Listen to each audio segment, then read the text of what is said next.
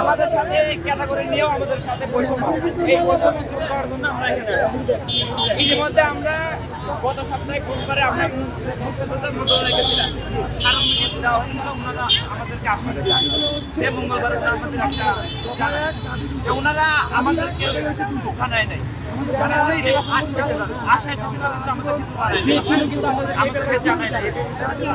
এজন্য বাধ্য হয় আমরা প্রধানমন্ত্রী কার্যালয়ের সামনে